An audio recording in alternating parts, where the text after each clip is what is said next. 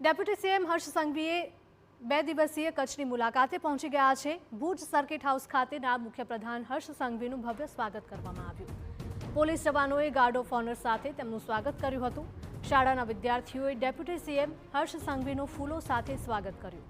Deputy CM Harsh Sanghavi અને 30 senior IPS અધિકારીઓની team મુલાકાતે પહોંચી છે।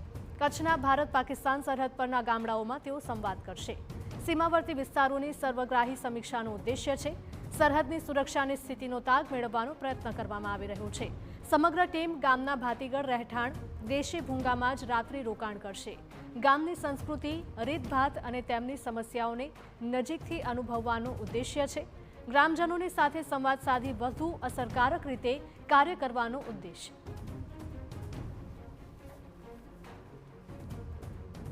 તો ડેપ્યુટી સીએમ હર્ષ સંઘવી 2 દિવસ કચ્છની મુલાકાતે પહોંચ્યા છે। ભુજ સર્કિટ હાઉસ ખાતે તેમનું ભવ્ય સ્વાગત કરવામાં આવ્યું। પોલીસ જવાનોએ ગાર્ડ ઓફ ઓનર સાથે તેમનું સ્વાગત કર્યું હતું। શાળાના વિદ્યાર્થીઓએ ડેપ્યુટી સીએમ હર્ષ સંઘવીનું ફૂલો સાથે સ્વાગત કર્યું હતું। ડેપ્યુટી સીએમ હર્ષ સંઘવી અને 30 સિનિયર આઈપીએસ અધિકારીઓ મુલાકાતે। સંવાદદાતા નીતિન જોડાયા છે વધુ માહિતી સાથે। નીતિન, ડેપ્યુટી સીએમ હર્ષ સંઘવી 2 દિવસીય કચ્છની મુલાકાતે પહોંચ્યા છે અને ખાસ કરીને પાક નુકસાનીને લઈને પણ સમીક્ષા તેઓ કરશે।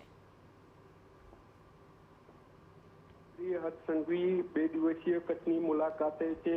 આજે ભુજ સર્કિટ હાઉસ ખાતે નાયબ મુખ્યમંત્રીનું ભવ્ય સ્વાગત કરાયું હતું। પોલીસ જવાનોએ ગાર્ડ ઓફ ઓનર સાથે નાયબ મુખ્યમંત્રીનું સ્વાગત કર્યું હતું। શાળાના નાના ભૂલકાઓ અને બાળકોએ નાયબ મુખ્યમંત્રી હર્ષ સંઘવીનું ફૂલો સાથે સ્વાગત કર્યું હતું। આજે નાયબ મુખ્યમંત્રી અને સિનિયર આઈપીએસ અધિકારીઓ સાથે સરહદીય ગામડાઓની મુલાકાત લેવાના છે। સરહદીય ગામોના લોકો સાથે ખાટલા બેઠક યોજી વિવિધ મુદ્દાઓ અંગે ચર્ચા કરવામાં આવશે।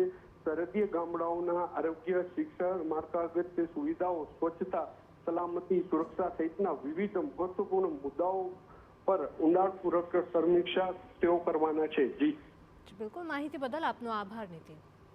ડેપ્યુટી સીએમ હર્ષ સંઘવી 2 દિવસીય કચ્છની મુલાકાતે છે અને ત્યાંના લોકો સાથે રહીને તેમની સ્થિતિનો તાગ મેળવશે। આ સાથે જ તેઓ રાત્રિ રોકાણ ભૂંગામાં જ કરશે।